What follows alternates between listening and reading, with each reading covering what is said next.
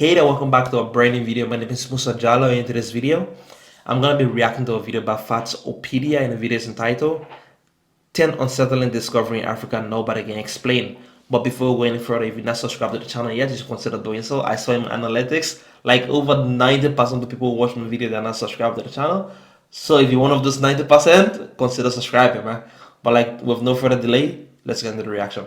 There are some things that have been found that are unsettling, and some of those unsettling things that have been found were found in Africa at about 30.3 million kilometers squared, or 11.7 million square miles. Africa is the world's second largest and second most populous continent, given the sheer size of the place. It's no wonder there have been all sorts of strange things found buried within its borders. These are unsettling discoveries in Africa nobody can explain. That is why it's like so weird for me when people think Africa is a single country, you know?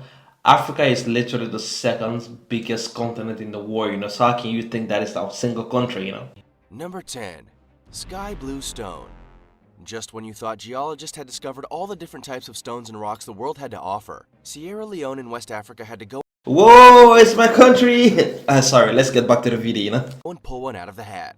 In 1990, a geologist and archaeologist by the name of Angelo Pettoni discovered a mysterious blue stone in soil dating back to 12,000 BC. He Wow. sent pieces of it to laboratories in Germany, Rome, Utrecht, Geneva, and Tokyo. And no one could provide an answer to what the aptly named sky blue stone was. What they could agree on, however, was that it was unlike anything they had ever seen, and that it wasn't remotely similar to any rock. Surely, it had to be artificial. What they did manage to find was that it consisted of oxygen, sodium, calcium, carbon, and silicone, which gives it a similar makeup to human-made products, such as stucco or concrete. The blue color, too, appeared to be artificial. When locals were approached about the find, they didn't appear fazed. They had come across it while digging in the area before. This mystery stone seems to only come from soil layers that date back to around 12,000 BC, which means it could be a product from an ancient civilization that is yet to be discovered. That is like so crazy though, like, because like if you think about most African civilization, right? I feel like it's not a lot of information. I know there is a few exceptions, right? But most African countries, like for example, my country Sierra Leone, you know, there's not a lot of information before the colonial time, you know, like there is, or before like the free slave came back to Africa, you know, there's not a lot of information about what people was doing, what people was living like, you know, like I don't know how we manage, but like there's almost no information, you know. We don't know much about that, you know. It's like it's so weird for me actually, you know. Could there be more blue stones and interesting artifacts lurking below the soil surface? Now it's time for the odd topic. Take a look at this fresh slice of what the heckness. This peculiar photo surfaced online a while back and has been baffling people ever since. It seems to show some kind of crashed military vessel, and pouring out from the rapture are hundreds of what might be bombs. The photo is frustratingly blurry, so it's hard to be sure, but regardless, it is unsettling. Apparently, nobody in the area saw or even heard it fall. It just mysteriously appeared one morning. What do you think it is? As always, comment down below with the hashtag #OddTopic and let us know your opinion in relation to what we just showed on screen. Let's move on to the next one. Number 9. Ruins of Gadai. Can you imagine the town you're in now one day disappearing, never to be seen again? It can be a strange concept. Imagine once upon a time this was a bustling city and then today it's just like a ruin, you know, like so sometimes like I feel like it's like really good to be ambitious and stuff like that, you know. But sometimes I have to like pinch myself, you know, like oh you have to like enjoy life, you know, it's too short, you know, like because like in like 20,000 years or 5,000 years this could be us literally, you know, like long gone forgotten, you know. Which is what makes the ruins of Gadai along the Indian Ocean coast of eastern Kenya so enthralling. This historical site is one of many coastal settlements that exist from Mogadishu in Somalia, all the way through to Mozambique's Zambezi River. When the ruins of Gadai were discovered in 1920 by colonialists, they quickly became a hotbed for geologists, archaeologists, and historians. The ruins consist of a walled town, single-story stone houses, mosques, and even a palace. Open areas surrounding the ruins also had thatch and earth houses and stone pillar tombs, which were separate to the main ruins area. The mystery with the ruins of Gadai is that there isn't a lot of documentation on its existence. It wasn't associated with trade in the Indian Ocean, but the discovery of beads, coins, and pottery means it might have been more of a critical trade settlement than first thought. Or maybe it was a trade route before even the trade route we knew about was being in use, you know. I don't know what I'm saying, but yeah. So maybe that was the case actually, you know. For some unknown reason, the settlement appears to have been abandoned around the 17th century. No one knows who lived there or even where they went next. Number 8. Quartzite. In early 2019, researchers discovered a particular type of rock on a small island by Africa's eastern coast and Madagascar. While any new rock discovery is exciting, this one is even more so. It simply shouldn't be where it is. Columbia University researchers, who were able to carry out the research courtesy of a National Geographic Society grant, discovered quartzite on the island when it's traditionally only found in places with high pressures and temperatures. The find is antithetical to plate tectonics, and quartzite is not found traditionally on volcanic islands. In this instance, however, the researchers found that it made up half of a mountain on Anjouan Island. It's pretty amazing to think that a rock that shouldn't even be where it was could form such a significant part of an island. Columbia University geochemist Cornelia Klass said the presence of the rock was interesting, but it bothered her that she didn't know how it got there. But now that they have found quartzite where it shouldn't be, they are dedicated to finding out why. Number 7.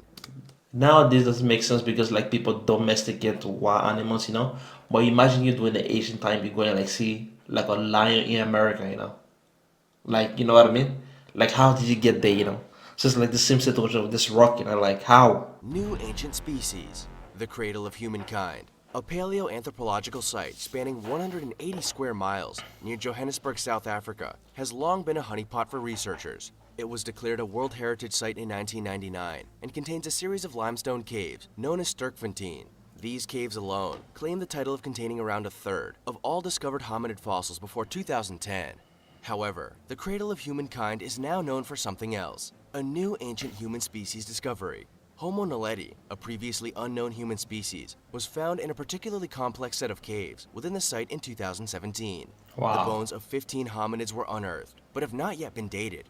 They appear to have slender bodies and stand at about 1.5 meters tall. Oddly, 1.5 meter, that's what? That's not so tall though actually, like 1.5? Because I'm like 1.8, like yeah, 182 centimeters, like 1.8 meters. Yeah, but that's not so tall actually. They must have been really short. enough, they have a few distinctive features, but many are quite similar to modern-day humans. Number 6. The stone circles of Senegambia. The Senegambian stone circles are thought to be the largest concentration of stone circles like it anywhere in the world. But there is still much that researchers don't know about them. They span 200 miles of the River Gambia and have a radius of 62 miles. There are thought to be at least 1,000 stone circles and related items spread out over the area. Researchers don't know when they were built, only estimating them to be between 400 and 2,300 years old. Alongside the stone circles, the area is also littered with stonework, graves, pieces of metal, and pottery. The stone circles are separated into 4 main areas, with around 29,000 stones. Wow. How did it like move all those things, if it wasn't there naturally, like all these stones, if it wasn't there naturally, how did it bring it? Damn, I feel like it feels so sad, like African history, like most of it was lost away. Imagine stuff like this were well documented. Because like 29,000 stones, and this stone looks pretty big actually. 2,000 smaller sites, and 17,000 monuments dotted around them. The monuments feature blocks and pillars, while the stones stand apart by themselves or in rows. While researchers don't know everything about the stone circles of Senegambia, they do know that they are a sign of civilized society. To complete these structures, they would have required labor, tools, and even quarries. Some of the pillars also weighed up to 7 tons, which shows that whoever created these sites were dedicated to the job at hand. Like 17 tons, that's a lot actually. Number 5. Old tools in Kenya. Have you ever experienced the frustration of taking a wrong turn while driving, only to end up where you don't want to be? This same mistake ended up being a game changer for a team of researchers. Stony Brook University's archaeologist Sonia Harmon and her team had been on their way to a fossil site near Lake Turkana in Kenya when they took a wrong turn. Instead of arriving near the discovery site of the 3.2 to 3.5 million-year-old fossil, Kenyanthropus platyatops, they found themselves in an unexplored region. Given that it was untouched, they decided to survey it and discovered stone artifacts which they called Lomekwi 3. Around a year later, they prepared for a full excavation of the site. They found at least 20 artifacts, such as flakes, cores, and anvils, and 130 more on the surface. The large tools appeared to have been made, then discarded on site. But no human remains were found nearby, or animal remains with weapon-like marks on them. No one knows what the purpose of those tools was, but they are thought to be 3.3 million years old, predating Wow. 3.3 million years old. 3.3 million years old. Imagine how many. Oh my. Like what?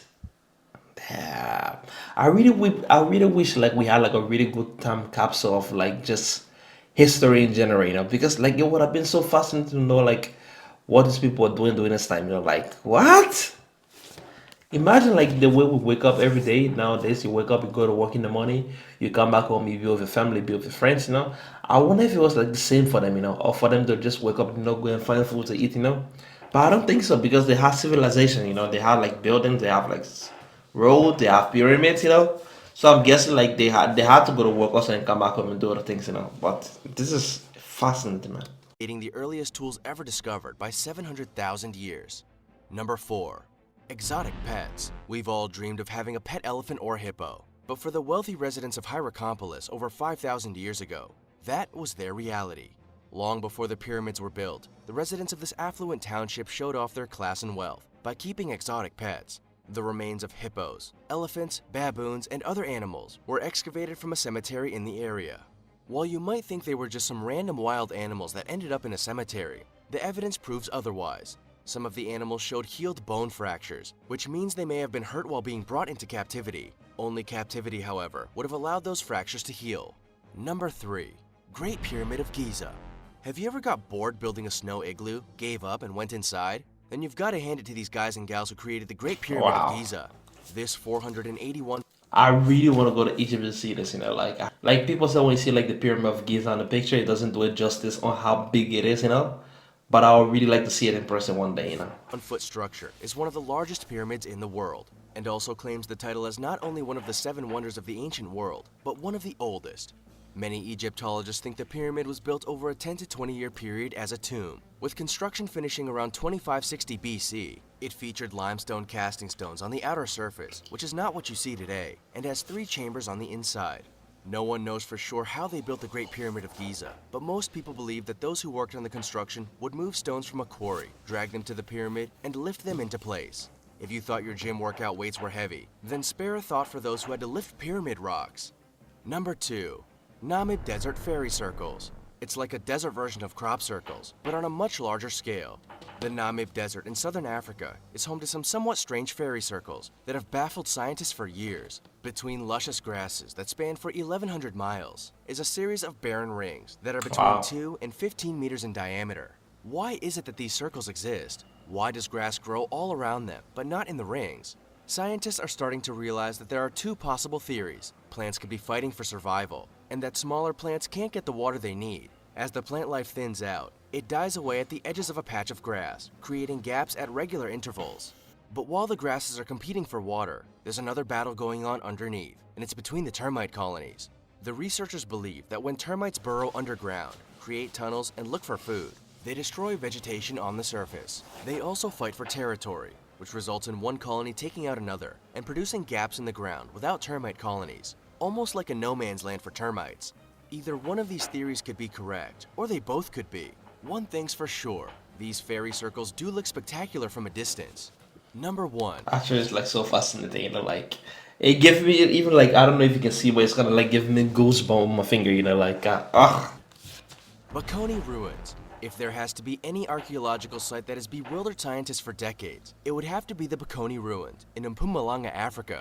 Thought to exist Oh, it's in South Africa though. Mpumalanga, I think it's in South Africa though. Wow, yes.